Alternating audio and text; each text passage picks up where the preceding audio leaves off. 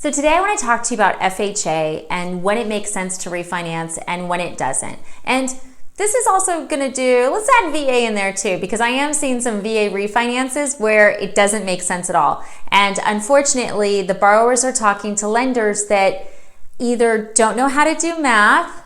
I'm so rude now. I think like this sheltering in place has really made me snarky, but it's true. They don't know how to do math or they really just don't care.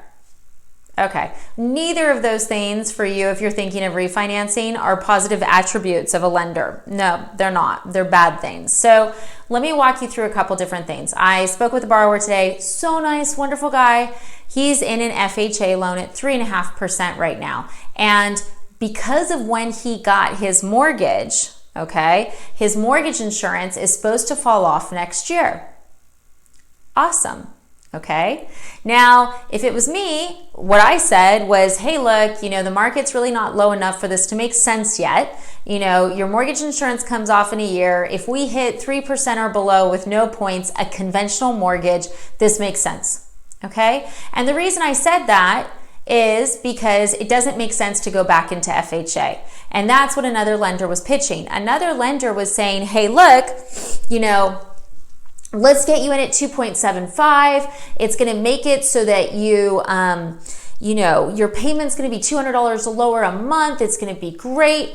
Okay, but here's what they didn't say. They didn't say, oh, and FHA is going to charge you the upfront mortgage insurance premium again, which is a couple percent. And oh, by the way, it totally restarts the mortgage insurance term. And when you actually do the math on it, with the mortgage insurance, now this is pretty interesting because when you looked at all the fees and the upfront premium on the loan, it was like $10,000 between the fee and the premium. And if you took that loan to a year, right, when his mortgage insurance is supposed to come off, so in a year his mortgage insurance comes off and it's 3.5, with that loan, right, you're at 2.75, but you've got mortgage insurance for like a long time now. It averages to 3.55. Yeah. So basically, he would have been spending $10,000 to end up with a higher rate for the long term. Okay.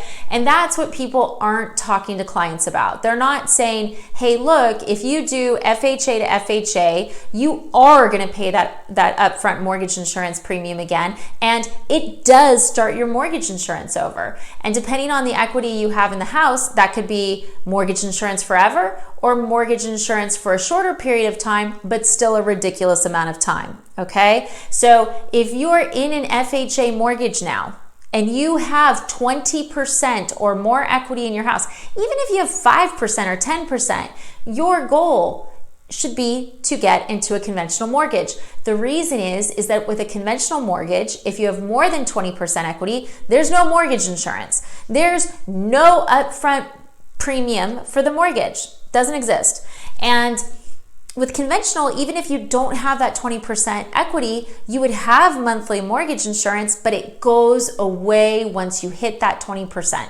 Okay? So I'm seeing so much stuff where lenders are like trying to put people in FHA that totally don't belong in it because of the lower rate, and they're using their rates to sell. So you may call, and let's say you have 50% equity in your home, which this gentleman did, and they're like, oh yeah, we'll just do another FHA. Why would you do that? Why would you do that?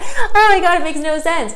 None, no, please no. The only way it would make sense is if you had a bankruptcy, foreclosure, short sale, which didn't work in the conventional windows, or if your credit was below 620, okay? Those are the exceptions to the rule. Otherwise, no. And I think it's, as a consumer, you need to be really like on top of your stuff right now, especially if it doesn't actually matter if it's an online lender, a lender you call on the phone, or a lender you meet in person. Seriously, there are so many lenders that don't even understand that what they're doing is financially detrimental to people. They really just see the rate and they can't comprehend past that. And I'm not trying to say they're dumb. I'm just saying this is super complicated stuff, and some people treat this industry like I treat my clients' money like it's mine, and I'm cheap. Okay, I'm not going to waste money. Like, why would I waste money? That's ridiculous. I work way too hard to make the money I make, and I'm sure you do too. Whereas some lenders just look at it as, I got another loan. Yeah, I sold them. Woo! Seriously, they do. You can see their Instagram channels. It's insane. You don't want to get sold. You need to do a refinance that makes mathematical sense. And I talked about this last week. I'm going to be talking about it until people stop refinancing. FHA is one of the tricky ones. So the other thing is sometimes they don't tell you they're putting you in FHA. Seriously. So you could be on the phone, you could talk to 4 lenders and you could be like, oh my God, this guy's so much better. Yeah, he's putting you in FHA. It's like a trick. Okay. So be very aware of that. And if you guys are stuck and you're not sure about the math, just call me. If it's a state that I'm licensed in, and I'm licensed in so many now, I can easily tell you, yes, this makes sense. No, this doesn't make sense. You know, we do a lot of business. So I'm not needing to be like, oh, I got a lot. No, it needs to make sense. Okay. And that brings me back to VA. So VA, you know, there's the interest rate reduction loans, which are super easy to do. Lenders love them. We love them because, I mean, we love our veterans, of course, but they're easy. The documents are like none. It's like a driver's license, a mortgage statement, and a note. Oh my gosh, it's so easy, right? Okay, and as a consumer, you're like, I don't really have to do anything and they'll just lower my rate. This is cool. It's cool if it makes sense, okay? And with a VA interest rate reduction loan, you know, you have to keep in mind whether or not you have to pay the funding fee. So if you're exempt from the funding fee, okay, there's still probably loan fees you need to take into consideration. If you're not exempt, every time you do a VA IRRRL, it's a 0.5% add-on to your mortgage. So if you have a $400,000 mortgage, well, now you have a $402,000 mortgage because that 0.5% gets financed in. So you want to make sure that if you're doing a VA IRRRL refinance, that once again, the math makes sense. So would I refinance someone 1/8, 1/4%?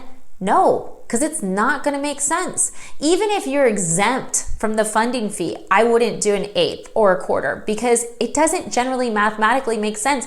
Even with like, we don't even charge a fee for our veterans in active military. VA loans, we don't charge our lender fee. Usually we charge $12.90.